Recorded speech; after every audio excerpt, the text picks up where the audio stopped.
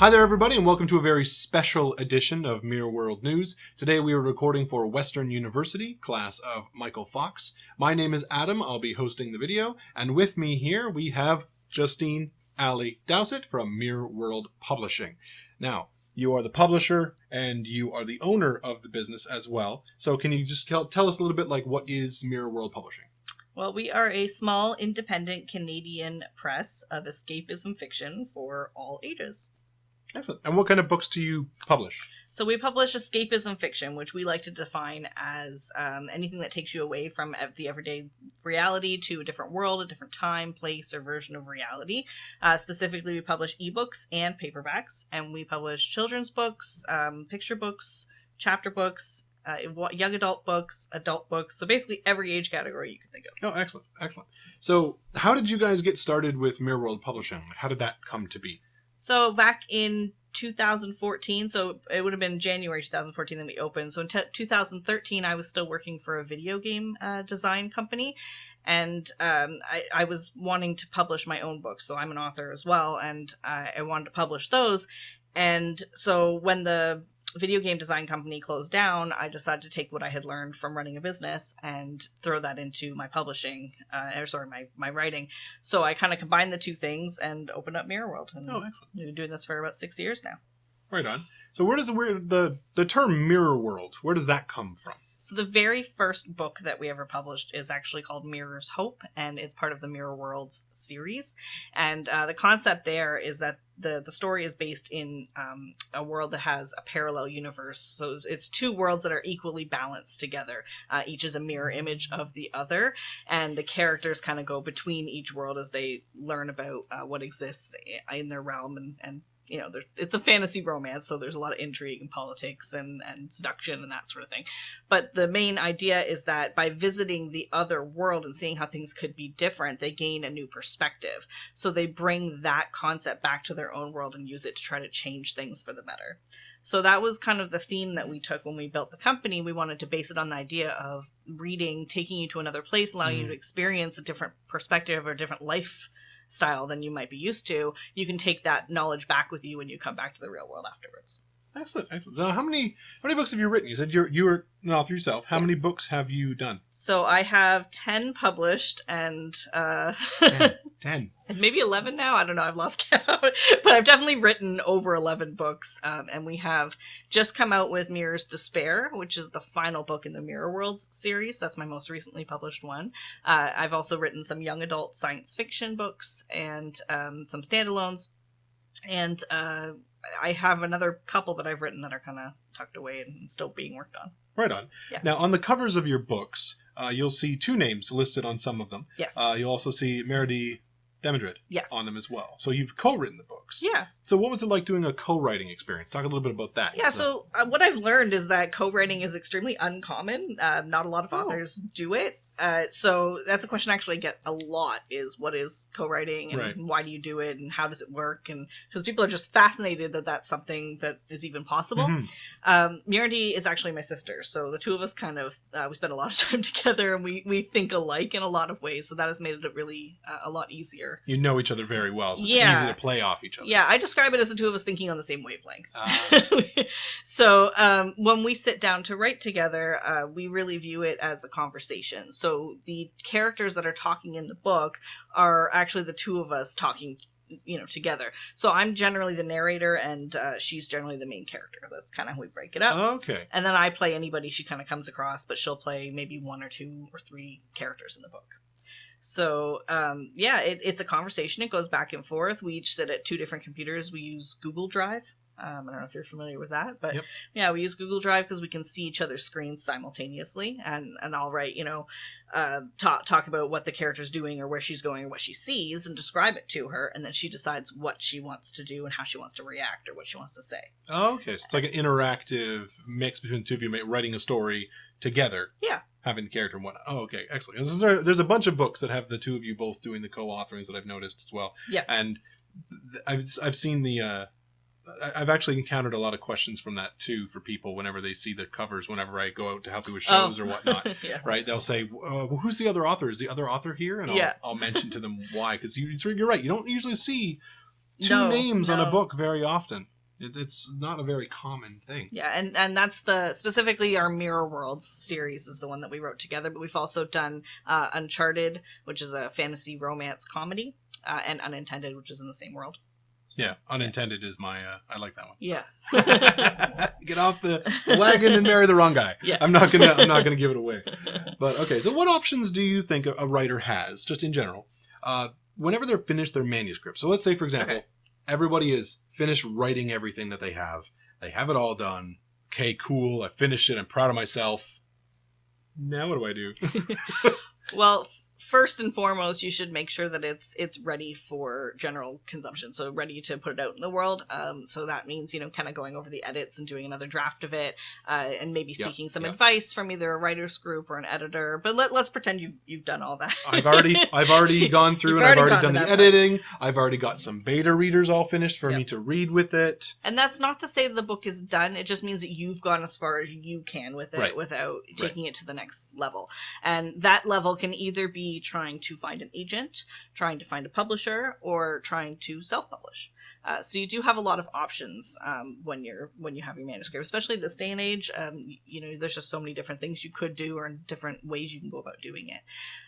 For our purposes, being a small press, that would be obviously what I would recommend, but it depends what you're looking to do. If you are someone who would rather have more control over the whole process and who maybe has the money and the energy and the skills really to do it, then self-publishing might be for you. If you're someone who wants that help, then you might want to go the more traditional publishing route. And the two different ways of going about that is either getting an agent, and an agent is kind of like a broker. So they're going to act on your behalf to try to find a publishing house to publish your work for you. Typically, you need an agent if you're going to go after a larger publishing house. So one of the big five, as they call them, or even Penguin, HarperCollins. Sure. Or even just like a medium-sized publishing house. You may or may not need an agent in that case. Now, with something like Mirror World, we're smaller. We prefer to deal with authors directly. So you don't need an agent. In fact, an agent is kind of a barrier for us because we don't want you specifically to have to split your income with an agent. Someone else. Yeah, we don't need that third party to come in and broker that deal for you. So if you're not able to get an agent or not interested in getting an agent, then looking for a smaller press might be a good option for you, because you're still going to get that partnership. You're still going to get more access to the market than you might be able to get on your own, that sort of thing. So excellent. Now, when it comes to agents, yes, presses, publishing houses, literary presses, like there are so many things out there. Can you just give a quick little brief summary of like an agent, for example? You pretty much already explained what they did, right? But the difference between, say, traditional publishing house or a press or even a vanity press, I know is a word that gets thrown around a lot. Like, what are the differences between those? So, personally, I would not recommend a vanity press or a hybrid publisher. And it's a controversial topic and everybody has to make their own decision based on their own research. Right. A vanity press is usually seen as a scam, not always, but it basically means you are purchasing the rights to publish your book. You're purchasing a service. So those companies that run that way are treating the authors as their business, as their client base, as their revenue making. Right. So they're not paying you. It's kind of the other way around. You're paying them to publish your book. Exactly. So they're not interested so much in trying to get people to read your book or trying to get it out there. They've already made their money. And a hybrid publisher is a little better because they're more of a traditional publisher in the sense that they're going to try to get you an audience. They're going to publish your book a little bit and have a bit more personal attention to it. However, you're still going to pay them. So if you don't want to pay for the package, then you don't really want to go that route. So your other option is either to learn how to do it yourself and self-publish, or to go with a traditional style press, which basically means you don't pay them anything and they handle everything from selection of your manuscripts and taking it on, through the editing, through the beta readers, the cover design, the formatting, the marketing, like the whole process is done. Right. Now, and again, for a traditional publishing, just to clarify, traditional publishing and presses, yes, you're not paying them. No, if you're paying them, you're not paying them. If you're paying them, then it's not a traditional press. It's a vanity. Yeah, it's either a vanity or a hybrid sometimes. Right. Yeah, so always make sure to be very careful, and always just a word of advice in general. Always read the fine print. Yeah, if they're asking you Always. for money, then you're their customer, and that changes the relationship, I think. Yes, because the relationship between a publisher is a much different process. It's more of a holding of hands. They want your book to do well because then they will sell more copies. Yeah. And by selling more copies, you make more money. The publishing house makes more money. Something we should also mention is that a traditional publisher is going to be selective. Yes. So they are going to review your manuscript, and they're only going to take on the ones that they feel that the risk is worth taking for them to market and make those sales. Whereas a vanity press is, oh, you have a book? Give it to me. Yeah, some people compare them to like a puppy mill for publishing. Yes. They just, if you have written a book, I'll take it. I don't care if it's filled with spelling errors. I don't care if you've ever beta I don't care. Yeah. Give me your book. I will get your book out there, and you will have a book. I promise. You can list yourself as a published author. Yeah, and that's really what they're selling. Yeah. As I said, the rights to publish. The title to say that I'm a published author, as opposed to a self-published author. Now, a long time ago, there used to be a stigma about those two different terms. Yes. Does that still exist? For some people, I think it does, and for others, no. So, I right now, if you want to self-publish successfully and you want to avoid that stigma, you have to do so from a place of having a following. Yes, you need a platform. You need a platform, and I think any author should try to develop their platform, whether they're going with a traditional press, whether they're getting an agent, anything like that, because it helps you to sell copies. It helps you to be known in the market. It's just going to give you a leg up, basically. And even with a traditional press, you're still going to be expected to do as much marketing as you can, and that's just going to help your book succeed. So there's no reason not to do it. And you can start at any point. You don't have to be submitting. You don't have to be published. If you're writing a book, you're working on it, and you want to talk about that process with your audience, start a blog, start a newsletter, just tweet about it, whatever you want to do, whatever's natural to you. Try to get as many people following you or your book that you can to try to get yourself a platform. That way, for example, when a book comes in, if you've heard of that person already, it's like, oh, okay. And even if you haven't, if you approach an agent or a publisher and you say in your query letter, I have been developing a following and I do have this many, Twitter users or whatever, that actually means something. It does, factor into the decision. Because someone else who may not have any of that, well, it's not even about achieving it. It's just about showing that you're willing to put in the work. Yes. Right. What are some other examples of, say, for example, work that an author would have to do to promote their own book? Yeah, so you want to try to attend as many events as you can. I know that's hard to say right now, but this counts as an event. That's true. That is true. You could do a digital event. You could get your book put in a magazine or an article or on the radio. It doesn't have to be an in-person book signing. I mean, that's the traditional thing to do, but you can also go to a outdoor market and try to sell your books there. So there's lots of things that you can do to try to get out there, but essentially you want to be as active as possible and keep looking for sources, places to put your books. I remember book tours. Yeah. I remember them. Well, now you can also still, whether it's digitally or physically, you can go to stores and put the books there. List them, put them on consignment or list them for sale, gift shops or places where your book has something in common with. And always, just a word of advice, always look local, too. Yes. There's always local bookstores or even local libraries sometimes. Yeah, libraries is another good one. Will hold books that you could just bring in and donate. Be like, hey, I have a few books to put in your library collection. Yeah, or you can ask them to purchase them through your publisher if you have one. Yes, if you have a publisher, you can do it that way, too. Yeah, absolutely. All right, so how does a person know which one of these options is best for them? Like, I have my book published. Beta readers are done. Do I go self-published? Do I try to get an agent? Do I just go talk to as many publishing houses as I can? Do I talk to not the vanity presses, but do I try to look for small presses? Some people do. I mean, if they get to they've tried maybe everything else and they want a copy published for themselves, maybe they're willing to pay for that process. That's true. It does come up. It does happen. Just try not to get charged too much. Yeah, in that regards, always. For me personally, do your research. Always do the research between vanity pressing and how much it'll cost you compared to a self-publish. Yeah. You can always do that because you're really only You could hire somebody, too, for each individual aspect of it. So you hire a cover designer, you hire a formatter, you hire somebody to load it up for you. So, you don't have to go with a company to do it. You could hire freelancers. Yeah, and traditional publishing houses and presses, they do that, too. They'll hire out for artists. They don't have somebody in-house or whatever. Yeah, we don't, for example. We have another artist that we work with, So your question, though, was about which Who do one I should go they with? choose? Yeah. How do I pick? It really depends on each person and what you want to get out of it in the end. Because if you just want to have something published, like we just mentioned, then self-publishing might be for you. If you just want to give copies to friends and family, for example. Right. If you are somebody who wants to make a business out of this and you actually want to put the time and the effort into doing all the marketing and the work and learning the publishing stuff for yourself, then self-publishing, right? But if you're not somebody who wants to do that, or you want maybe a little more legitimacy to it, because there is some level of that with a traditional house, then you seek out that partnership. And if you want to go for the gold and try to, get the biggest publishing deal you can, you want to put your book out there, and it has, it's good enough to make it, then why not try for an agent? Yeah. Why not go that whole route? So it's a really individual choice. Depends on the book, depends on the author, depends on what they're willing to put in and what they want to get out. Yeah. But above all, research. Yeah. Do your research, figure out what you want out of it first so you can find the appropriate channel for you to. Right.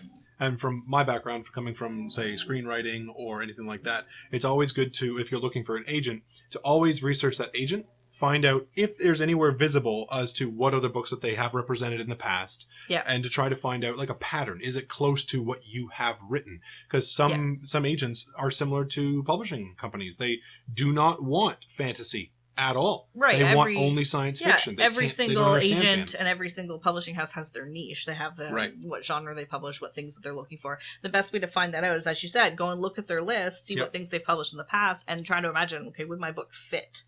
Yeah. Does it fit on their lineup? Yeah. And it also give you a good idea about the agents as well. Like, has this agent, does he try very hard? Or how many books does this agent even have compared to how long they've been an agent for? Yeah, true. Yeah, definitely. Or even how big the book got. Yeah. That's a big thing too. Who did he sell to? Yeah, exactly. So research. It's and also just deciding, I kind of lost my train of thought there, but which direction you want to go with it, and you got to do the research in every single scenario. Excellent. Now, when it comes to this course, everybody is going to be writing, and I know that there is a common issue that a lot of writers have. They have written, they're done, but they're not done. They try it again. Yeah. They edit. They're done, but they're not done. They edit, not done. Beta readers, not done. Beta readers, not done. Edit, not done. Edit, not done. When does it stop? When do we know enough is enough? When do we stop critiquing our own work and give it or try to get it somewhere? That's a tough question. People struggle with it all the time. Yeah. So I think there's multiple levels to that. So for myself, when I've written a book and I do one draft, I'm definitely going to go through it probably 2 more times before I even show it to anybody. So for me, that first stage is deciding, when am I comfortable with this to show it to someone else? And also, when do I think I have gone as far as I can without seeking outside help? Right. So, and that might take multiple tries. It might just take 1 or 2. So it just depends kind of how that book process has gone for me. Then I'll hand it to Robert, who happens to be my husband and editor. But I'll hand it to someone, have them read it over and give me some feedback. Then I'm going to send it out to a team of beta readers. And at each stage, I'm going to see, okay, have I done as much work as I can to make this as good as I can get it without bringing it further. And then you're going to want somebody to do a developmental edit on it. So, and this doesn't have to be a professional. You don't have to pay money for this. You can find someone who reads a lot of books and who kind of understands the genre you're working in. You can find someone who just has a really good grasp of the English language, maybe, to help you with the flow of sentences. It really depends what your book needs. But it doesn't have to be somebody you pay. It doesn't have to be a company. When you've gone as far as you can go with it, with as much resources as you have access to, that would be when I would say, and you're happy with it too, obviously. Right. Yeah. Obviously. Right. Of course. Yeah. That would be when I would start focusing on the query letter and then the rest of the process. And then when it gets the publishing house or the agent, they're going to take you through another couple of round of edits. Yes. Like, it's not done. Yes, they will. They will take it. Done. Now, when it comes to editing your own work, there is, and I want to know your opinion on the validity of this statement. There is an old adage of, I have now finished writing. I'm going to put that in a drawer for a month. I'm not going to think about it. I'm not going to look at it. I'm going to work on some other projects, or maybe work on my attic, or do something else to get my brain out of that space. And then after about a month, some people it's a week, 2 weeks, 3 weeks. As soon as their mind's out of that space, pick that back out of the cupboard, put it down, and then go through your edit. Yeah, I do that personally. It's not always a month. Sometimes it's 2 weeks. Sometimes it's a year. It depends on the book and where my head's at, because life happens, right? Yeah. So the book that I've written most recently, I think I wrote it almost 2 years ago now. So I did a writing residency in New Orleans, and I lived there for a month, and I churned out a book as fast as I've ever written anything in my life. And I finished a whole 100,000 word novel in 28 days. Nice. Yeah, it was insane. So, but when I was done that, I was like, oh my God, my brain overloaded, and that's it. I'm not looking at it. And I didn't look at it. So it went through a couple of rounds of edits. It hasn't seen beta readers yet, but it did go to a developmental editor. I happen to have won a contest with it. So they're like, oh, you get a free... Congratulations. Yeah, it was a freelance editor who was doing a contest. So she's like, oh, well, I'll edit your book for free. So I was Keep an eye out for those. Yeah. So I was like, sure, well, I'll take you up on that. So she went through and gave me some lovely notes. But because I looked over those notes and went, oh my God, this is a lot of work. And I know that the story is rough because I wrote it so quickly, and right. then, it's fair. So I was working on other projects, and the world's kind of on fire. So I just put it in a drawer, and I said, you know what, when my brain has had time to kind of cook this in the background, I will come back to it, but I haven't touched it yet. So that's where we're at. It's a good thing to make sure that your mind's in the right headspace, because some people they like to try to completely forget about it, and then they'll write it. And I really feel that my subconscious works on things when I'm not thinking about them, like in the background. It's kind of Yeah, classic shower thoughts. Yes. Just when you're doing something mundane or trivial, and you'll go, that's a great idea. And then you rush to find a pen. Yeah, exactly. To write it down. So when a story has problems, especially if you're hitting a wall, like a writer's block kind of feeling, because that's a whole nother topic. Yes, yeah. But if you're kind of hitting one of those while you're writing or while you're editing, you've I don't know how to fix this problem, or just something's wrong with this, but I don't know what it is. Just put it away for a little while, let your brain stew, and when you come back to it with fresh eyes, you'll probably have you'll be like, oh, why didn't I see that? Yeah. And don't feel guilty about putting it away. No, not at all. Some authors, they'll put it away, and then they'll feel guilty about it. No. And they'll be like, I should really be working on my thing. I need to keep working. Don't do that. You're still a writer, whether you're actively writing every day or not. I know people say, write every day, write as often as you can get it, but yes, that's good, but it's only good to get you into a habit of writing. Right. It's not to force yourself. It's not to feel guilty. It's not to feel like you have some sort of deadline or quota to meet, unless you do. But if you don't have a deadline imposed on you, you don't push yourself like that, because it's just going to make you think of writing too much as work. And when it becomes hard work, you don't want to do it, and you'll find excuses and reasons not to do it. I've been there. You don't want to get into that headspace because you start to hate what you're doing. Right. Now, that being said, there's always a balance. Yeah, for sure. You have to make Create that habit first. Exactly. Yeah. Get the habit going. Yes. And then if there's one day where you're you wrote 5 words and you're like, these are the only 5 words I can do. Yeah. I don't feel it today.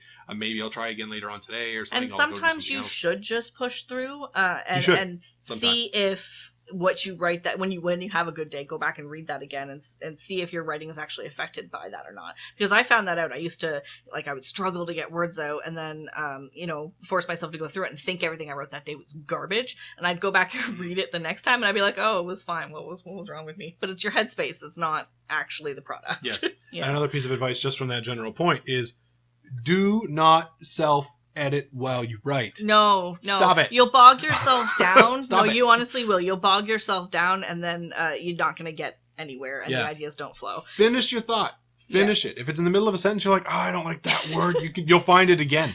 Yeah. When you go through the edit, you'll find it again. When you're done the editing, you'll be like, oh, that's that word again. Yeah. Just get through it, and then when you're done, you can always go back and rewrite it. It's not something that's stuck. Yeah. When it comes to an old film adage is, your first draft of a script is never on the screen. No, for sure. So same thing with books. Yeah. Same thing with books. I'll go to our next question here. We got a little bit off topic, but that happens. But that happens all the time. Happens all the time. So you could cut that in the edit, not the edit of the film, but when you're writing your book, if you go off topic. True. All right, so we're gonna switch a little bit more to what most authors die to know: the submission process. Yeah. So, how do I do this? So if I have a book, I've gone through the beta, editing, I got it all ready, I want to give it.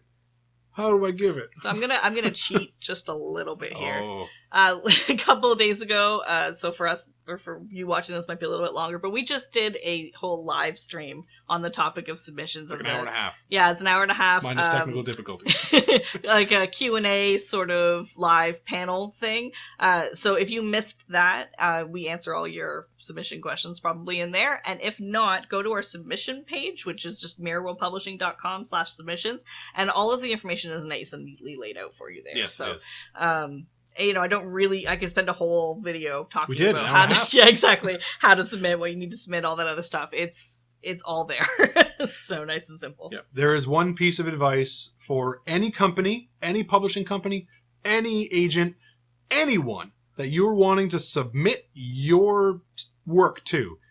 It's really simple. It's follow the submission guidelines. Yeah, publishers That's it. publishers and agents tell you exactly what they want, how they want it, and what they're looking for and what they're not looking for. And if you don't need to think outside the box with that, it's a set of instructions usually. Exactly. They'll tell you exactly what they need. Yeah. They'll tell you exactly what their kind of genre they're looking for. They'll tell you exactly how long they want the book to be. Yeah. They'll tell you a little bit about their own company, what they are, or what they kind of publish and what they do.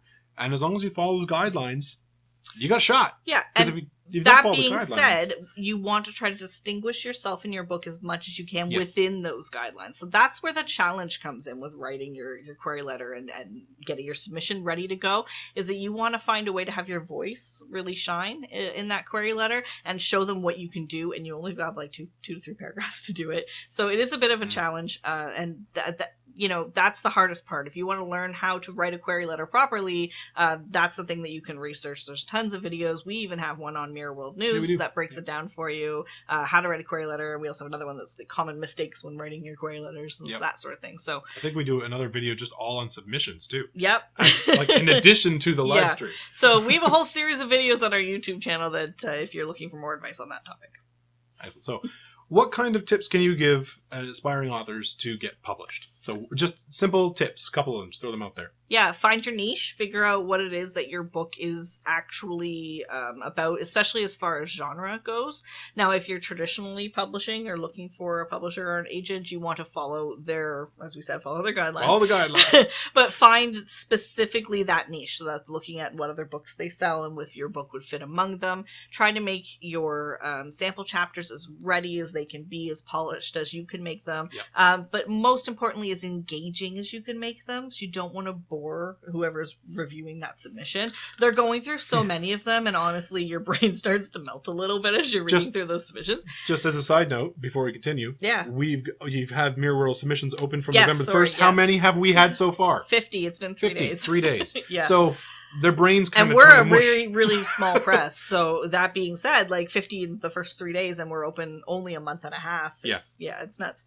So yeah, you just want to try to get their attention as quickly as possible, and that needs to be in your query letter. So you want to state what the hook is, so what your high concept is for your story, and what about it makes it different or interesting, in as concise as you can, with a little summary of what the plot's about. And then you want to follow that up with an opening to your story that really hooks the reader and makes them kind of want to know more about what's happening in that story. So that's probably the best advice in like a really Yes. quick Really nutshell quick advice, that yeah. I can give. Yeah. Now, just to break it down, me personally, also for writing film, books, that kind of thing, I have started to kind of shy away from the word hook, or hook them at the beginning, because originally what it was, at least for film anyway, and you'll see Right. a lot of movies like this, is you'll start watching a movie and there's like an action scene at the very beginning, lots of lights, things going, monsters attacking, and then now we're chill, and then it's chill, and now the movie actually starts. So a hook, does it have to be an action scene? Absolutely not.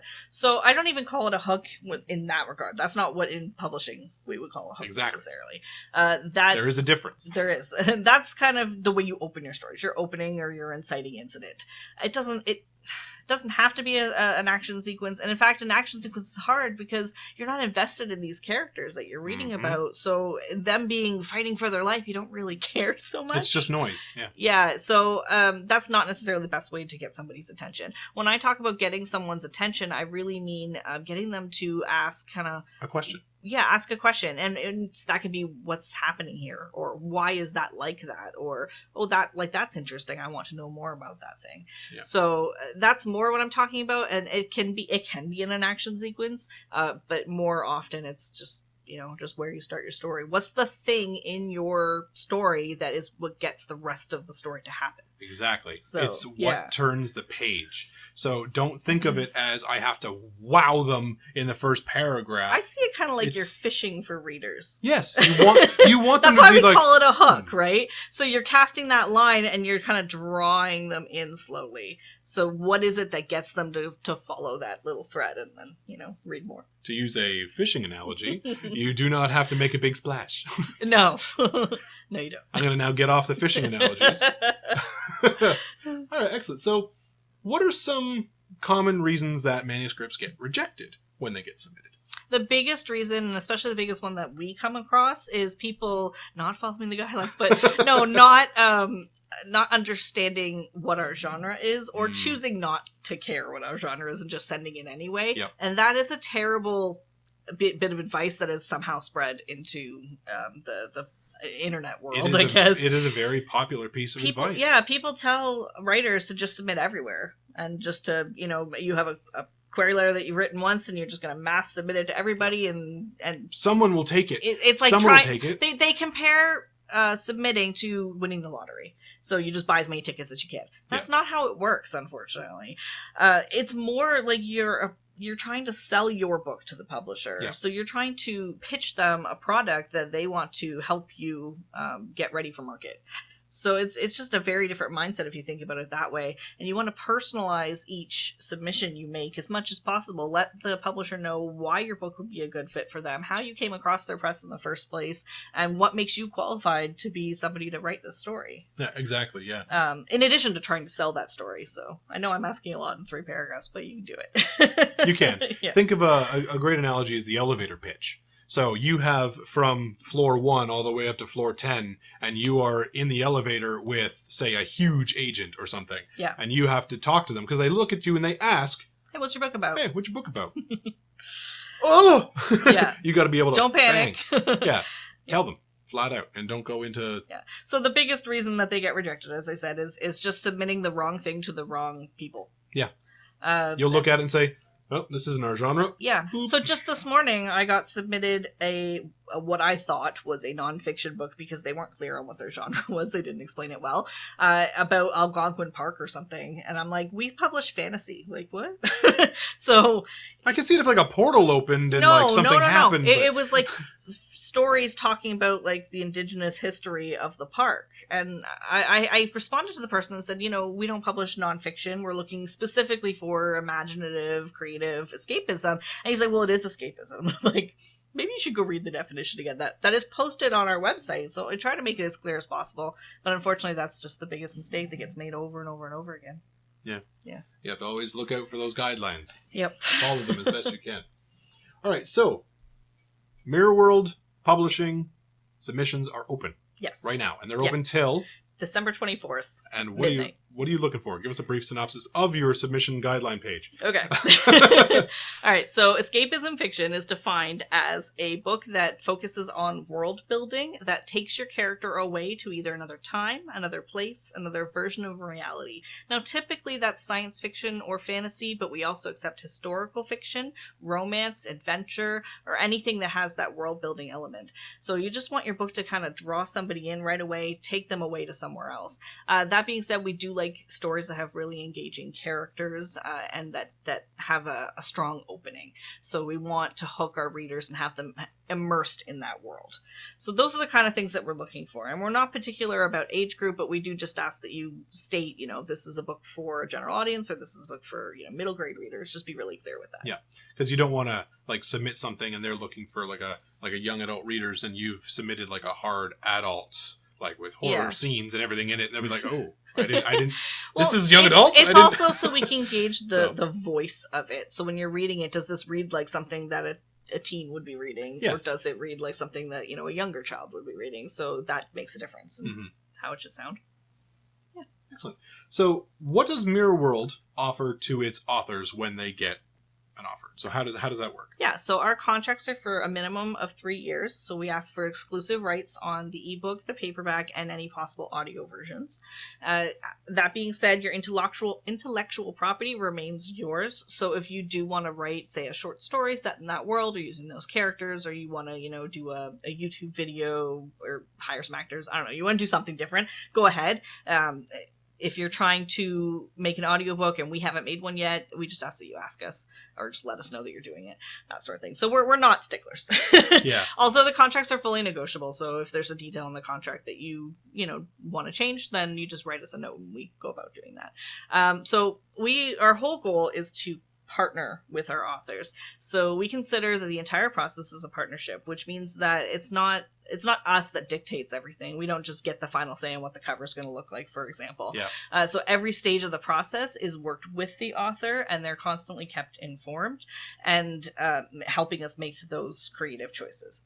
At the end, we expect that the author will help us market the book just as much as we are. So we consider it a 50-50 partnership split on the work, and therefore it's a 50-50 partnership split on the profits. So our royalties is, I don't think I've seen it that high in the industry, honestly, but it's... No, I'm trying to think. I can't think of one right now. Yeah, so it's... the highest I've ever seen was 25%. Yeah, it's 50%. So it's 50% net profits, which means that the cost of printing the book and shipping it to us or to the person who buys it comes off first, and whatever's left gets split 50-50. Right, so it's whatever's on the profits. Yeah. Yeah. That's basically the contract. I mean, I can go into the nitty gritty, but I don't think this is the place. No. We can do it. Yeah, we can do that whole thing. They got to submit first. Yes. So make sure to get that ready.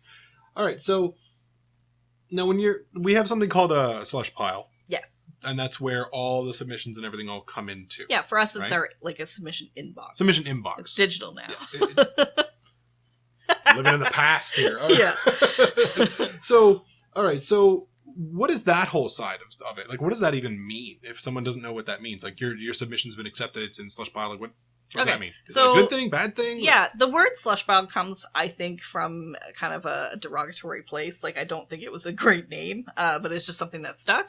It just basically means the pile of unsolicited, which means not agented, manuscripts that have accumulated that somebody has to go through. So typically it is kind of a lot of slush, unfortunately. Like, it's a lot of things that aren't for us or aren't really ready to be published, that sort of thing. We don't like to think of it that way. So when we go through it, we don't send what we call rejection letters that you might get from another publishing house. That might just be like a standard form letter. Yeah. We send what we call a response letter. And it's very different. It is very different, and I haven't seen this done anywhere, and I've submitted to quite a number of places. But our goal is really to provide feedback, to provide something constructive, and to tell people why the book is or isn't for us, or if it's, if it's not ready, if we think it needs improvement, that sort of thing. So we give a little bit of feedback, which is unheard of apparently in this industry. Not only do you let them know that you've received it, you also let them know that you are not accepting it, and then you tell them why, and are even constructive. Yeah, we also offer advice of what to do next. Exactly, yeah. So if we feel that it still needs editing, for example, we'll say, your best thing to do is now to find an editor, to find a writer's group. If we think that it needs some content changes, like this didn't work or that didn't work, we'll just note that. And you are doing that for every single submission. Yeah. Every single one of them. Yeah. So when we first started, that was nice and easy. And now that we've been going for, 6 to 7 years, whatever it's been, we now have a team of, it started with 2 people. Now we have 4 people reading. So if you want some free advice on your book. Yes. Yeah. So I encourage people that if they are done their manuscript, but they don't know if it's ready for publishing or not, but they do want to publish, or they are looking into that as an avenue, that feel free to send it to us, because we are very gentle with our constructive feedback, and we do let you know. It is honest, yeah, and we do let you know where you're at with it. So some people suffer from imposter syndrome, where they're like, I don't know if it's good or not. Some people have the opposite problem, where they think it's great, but maybe it's not.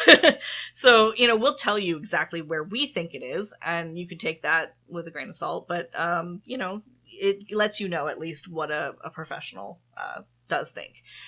Yeah, so that's something that we like to provide, and it is getting harder and harder, I think, to do, but and we don't want to have to resort to form letters. So what we've done is we've just come up with kind of a set of instructions, I guess, that we follow. So we'll see, does the manuscript, is the right genre is the first question we ask, for example, and then, like, is it is the editing where it should be? Like, we go through a series of questions, and you might get kind of a variety of responses based on that, right? But with some personalized feedback in there as well. Yeah, it's really quite helpful to have, because, like you said, you don't get that from other places. You'll submit, and a year goes by, and you're like, did they even? Yeah, like, yeah. And did they get lost in the mail somewhere? I don't know. A lot of publishers' websites will just say, if you haven't heard from us in 6 months, just consider assume it a no. pass. Yeah. And every once in a while, whenever you do get a letter from one of those big companies, you're just like, oh, you open it up, and you're all excited, and you're like, oh, due to the whatever, dear author. Dear author.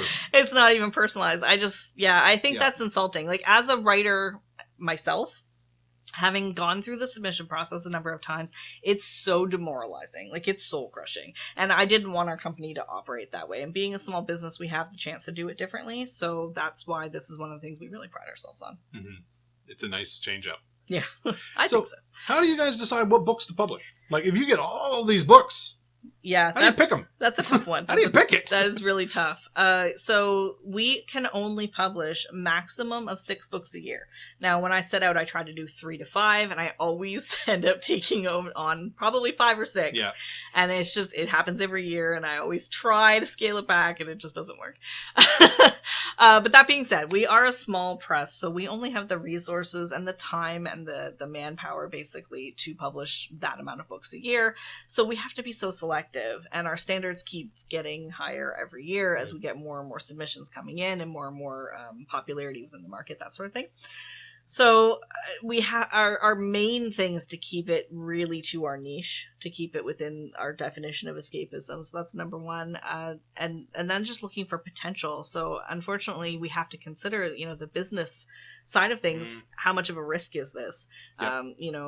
Is this going to sell? And I know that sounds maybe a bit cold, What is the business? Yeah, it's a business. First and foremost, it is a business. So we have to think that way. So think about that when you're doing your submission letter to anywhere, is they're looking at it from a business standpoint. Yeah. Will this idea sell? Yeah. Have I seen it? When we were doing our live stream, for example, Robert said, no matter how many times, or somebody said, I think it was Robert, is that vampires. Oh, yeah. They're dead. Dead genre they're now. dead, You can't sell unless it's unique. Yeah. In which case you can. So we wanted to have like a marketable hook or whatever, something that makes people interesting that I can pitch to them quickly in like an ad. Right. Like, unfortunately, that's something I have to think about. But then also, is this an author we can work with? Yes. Is it someone who's going to actually fit with us and our little family that we've kind of been building? Like, it's a partnership, as I said, so we have to work with them for 3 years. Yeah, well, the whole minimum thing, but even just the process of making the book takes, at least 6 to 8 months to do, right? So that whole time you have to be willing to work with them. So that's another factor. Without naming names, has there ever been authors or books that you have seen, either submission that you were thinking about going with and luckily backed out in time? Yeah. Or anything like that? So it does happen. Yeah, we've seen every scenario you can think of by this point. So, yeah, we have. We've seen it all. We were in a bidding war over a book in our second year, I want to say. It was really early on. And we loved the book and we were really interested in it, but he had another publishing house interested in it. And as the bidding war kind of continued, we got to see more and more of this person's personality. And I was like, you know what? The other publishing house can have it. I'm good. So that does happen, unfortunately. This person had maybe a bit of an ego, I guess, was kind of the problem. But the other side of things happens too. There's been query letters that we've loved so much that has really been, you could see so much personality in it that we took on a comedic book that was very funny. Particularly, I mean, the book was great too, but before we even got to that point, the query letter made us laugh so hard that we were like, this person's awesome. That was the fake quotes, right? Yeah.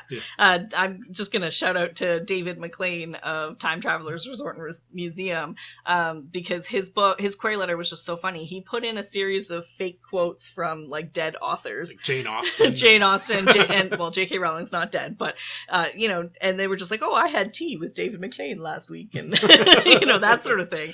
And those quotes were so hilarious, they actually made it to the back of the book, so they're part of the marketing campaign. So it does happen. So have your personality shine through if you can in that query letter. And the query letter is what caught the attention. Yes. Stood out from the pile. It did. So it's very important. Yes. It's a very important thing.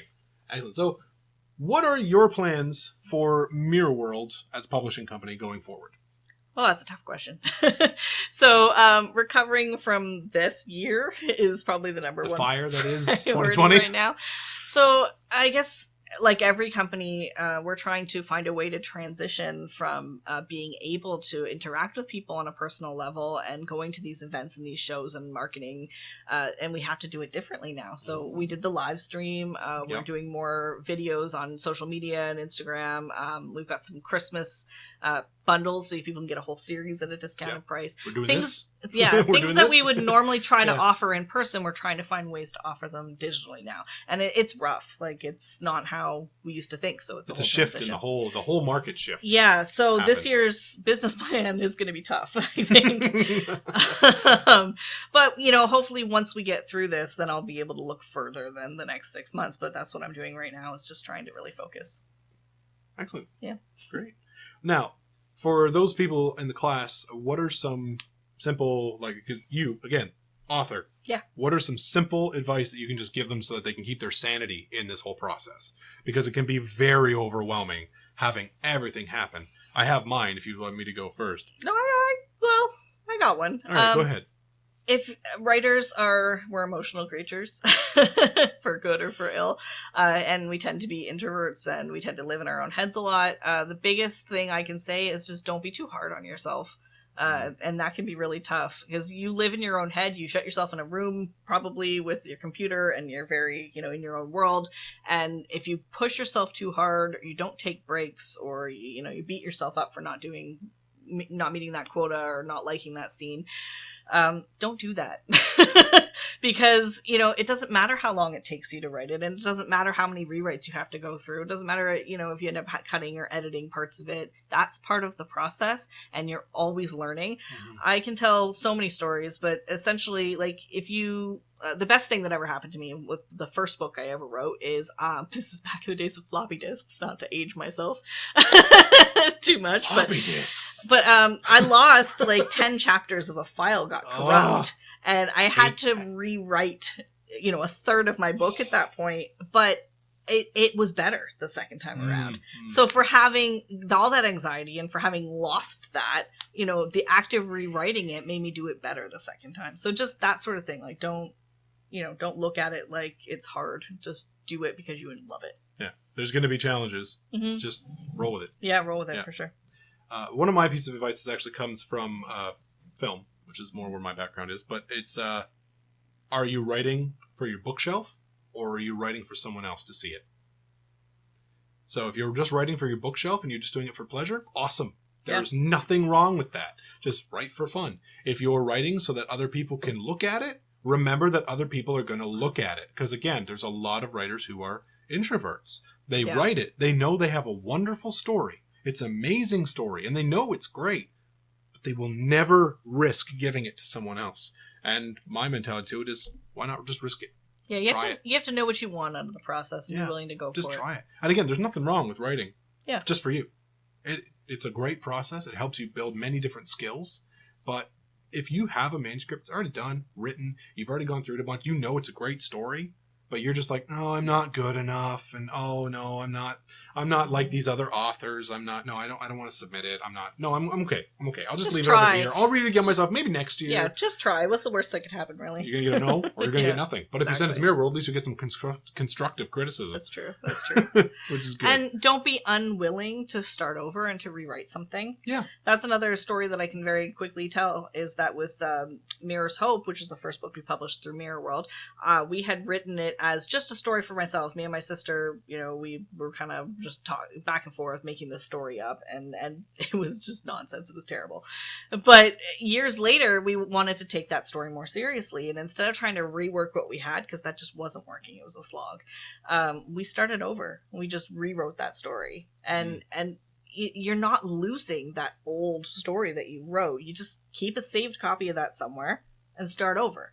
It's not worth it sometimes if you have to make major rewrites to do that. Just rewrite that scene. Just start over, write the scene, and then, it's probably going to go better the second time. Not right away, though. Not Don't write it and then go back and write it again and write it again. Finish what you start. Finish it and then go back. Unless you come up against a wall, as we mentioned earlier. Right. Sometimes writer's block is a thing, and you just need to take a break. We got to do a whole video on just writer's block. We have. We have done a whole video on writer's block. Wow. Did we? Yeah, we did. We sat by the fireplace. Oh, we whole did. thing. We did. We shared We did. stories. Yeah. We did. I remember now. Excellent, excellent. Well, what we're going to do from this point forward is we're actually going to stop this aspect of the video. Now, we were sent a bunch of questions from you so that you would have answers from us about different topics that you selected. So what we're going to do is stop this video, and then we're going to continue recording, but we are going to go specifically into those videos. Now, I only have one statement and one question left in this video. Okay. One statement is I have to clarify something that you said for them.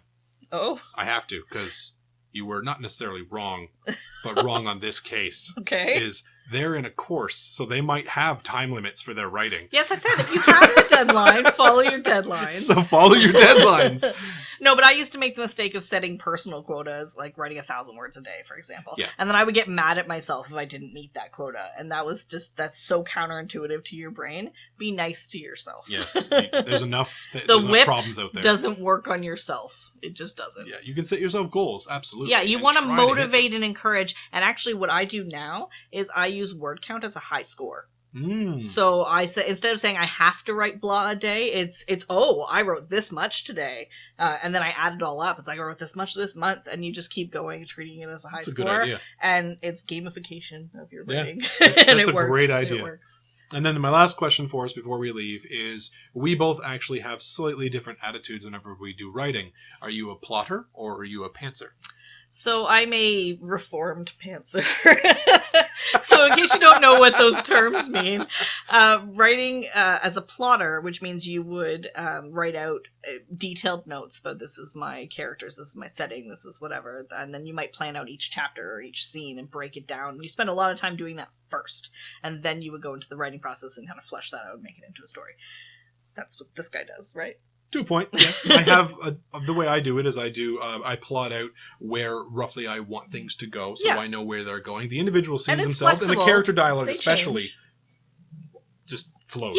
Yeah. Like the characters themselves just flow. So I work a little differently. A pantser is someone who literally writes by the seat of their pants.